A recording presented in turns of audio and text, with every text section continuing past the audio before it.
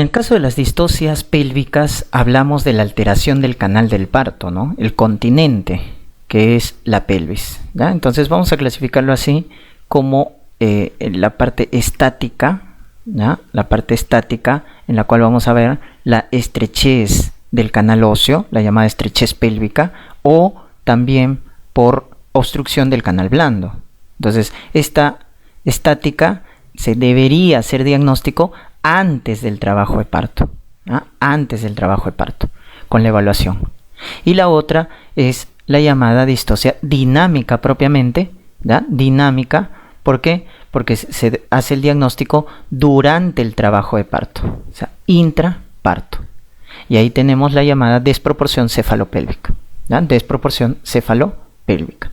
Entonces, en el canal óseo, acá el término que debes recordarte es la estrechez pélvica. La estrechez pélvica, ¿no? Que viene a ser justamente la alteración del canal óseo. ¿Por qué una pelvis es estrecha, no? Entonces, hay causas, por ejemplo, antes el raquitismo, ¿ya?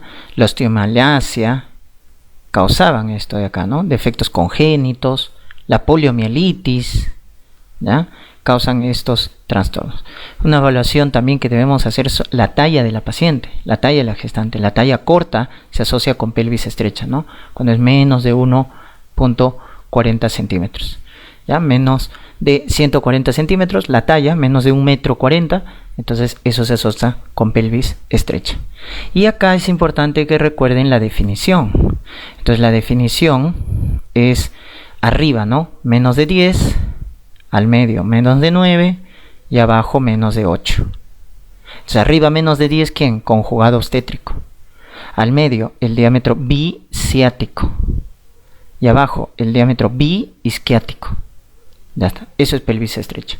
Ahora, en el plano superior a ti no te dan un conjugado obstétrico, tú mides el conjugado diagonal. ¿Cuánto debe ser? Menos de 11.5 centímetros, que es el que mido con los dedos, el conjugado diagonal.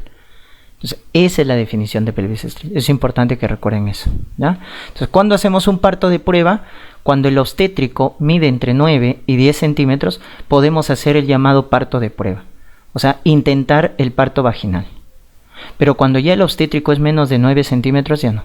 Ahí se recomienda la cesárea. O si hay macrosomía, ¿no? También, ya recomendamos la cesárea, ¿ya? Muy bien. Canal blando, distocia del canal blando es cualquier alteración del componente, ¿no? Del componente músculo aponeurótico del canal del parto. Entonces comprende pues el cuello, comprende el cuello uterino, las paredes vaginales, etcétera, ¿no? Entonces, ¿qué causas vamos a encontrar acá? Por ejemplo, vamos a encontrar la presencia de septum de manera congénita, la presencia de tabiques de manera congénita, ¿no? Una atrofia vaginal, por ejemplo, obviamente va a ser una distocia del canal blando, ¿no? O los famosos tumores previos,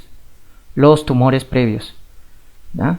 Entonces recuérdense ahí qué tumores pueden condicionar. Tenemos los condilomas gigantes, ¿no? Condilomas gigantes, el cáncer ginecológico más frecuente, el cáncer de cervix, ¿no es cierto?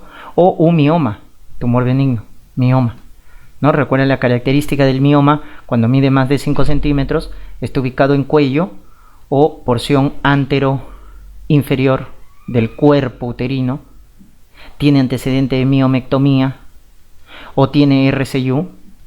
Recuerden, esas son las indicaciones para indicar cesárea frente a la presencia de un mioma, ¿no? Frente a la presencia de un mioma. Y por acá nos faltaba comentar las características de lo que viene a ser los tipos de pelvis, ¿ya? Los tipos de pelvis. Entonces tenemos por acá la pelvis más frecuente, que es la pelvis ginecoide. Esta es la más frecuente, 50-60%. ¿Ya? La antropoide es 15%, la androide 20%, y esta es la más rara, ¿no? La platipeloide, 5%. Muy bien, ¿qué forma tiene la pelvis ginecoide? La forma que están viendo ahí es una forma ovalada, ¿no? Forma oval. Acá del antropoide, elíptica, forma elíptica. Y esta de acá, forma triangular. Y esta, la platipeloide, que tiene forma de riñón, ¿no? De un riñón acostado, tiene reniforme. Reniforme.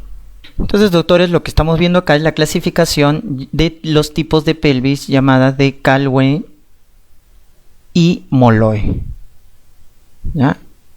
Esa es la clasificación, que se basa en el estrecho superior, como estamos viendo, ¿ya? En el estrecho superior. Muy bien, ya hay otras características, ¿no?, de menor importancia. Por ejemplo, podemos mencionar en la ginecoide, ¿ya? En la ginecoide, que los diámetros que predominan son el diámetro transverso predomina sobre el antero posterior. ¿Ya? ¿Qué más? Podemos decir que el ángulo subpúbico es más de 90 grados, ya es más de 90 grados, y las paredes pélvicas son paralelas. Paredes pélvicas paralelas. En el caso del antropoide, ¿no? En la antropoide vamos a decir que los diámetros que predominan son los diámetros transversos, como estás viendo, el anteroposterior predominan sobre los diámetros transversos, ¿no? El ángulo subpúbico también es más de 90 grados. Y las paredes pélvicas también son paralelas. Paredes pélvicas paralelas. Y la androide, que es típica del varón, ¿no? Porque la ginecoide es el tipo de pelvis típico de la mujer, ¿ya? Entonces, la androide del varón, miren, se caracteriza porque los diámetros también anteroposteriores, los anteroposteriores son los que predominan sobre el transverso. Acá el ángulo subpúbico es menos de 90 grados. Este es el que tiene ángulo subpúbico corto. Y las paredes pélvicas, ¿cómo son? Convergentes. Convergentes. Paredes pélvicas convergentes, ¿ya? Y las espinas ciáticas, como estás viendo, son prominentes, ¿ya? Espinas ciáticas prominentes. Las espinas ciáticas son prominentes. Muy bien. En la platipeloide, los diámetros que predominan son los diámetros transversos sobre el antero posterior, porque es alargado, ¿no? Aplanado, ¿ya? El ángulo subpúbico es más de 90 grados, ¿ya? Más de 90 grados. Las paredes pélvicas son divergentes. Divergentes. También tiene espinas ciáticas prominentes, ¿ya? Espinas ciáticas prominentes. Muy bien, entonces esa es la clasificación. Tienes que identificar los tipos de pelvis, ¿ah? Si te dicen el más frecuente, el fisiológico, ginecoide.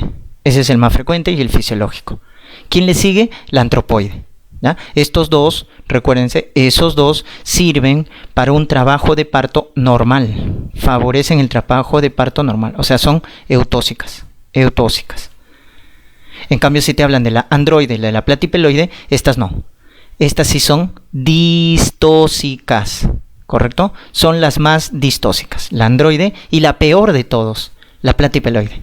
La platipeloide es la peor de todos. Entonces, estas dos ya son distóxicas. Distóxicas. Sobre todo la platipeloide, ¿ya? Y miren la característica, ¿eh? Muy bien. Y finalmente tenemos acá la desproporción cefalopélvica, ¿no? En el caso de la desproporción cefalopélvica, vamos a ver una triada. La incompatibilidad entre la pelvis y la cabeza del feto. ¿Cuál es la triada?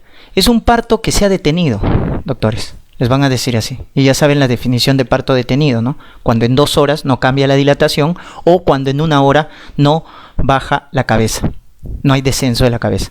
Entonces el parto se ha detenido a pesar de tener una buena dinámica.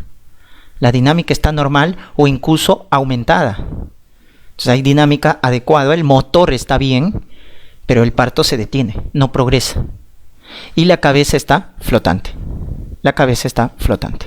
Doctores, desproporción cefalopélvica, ¿ya? Parto detenido, que no progresa, lento, a pesar de una buena dinámica.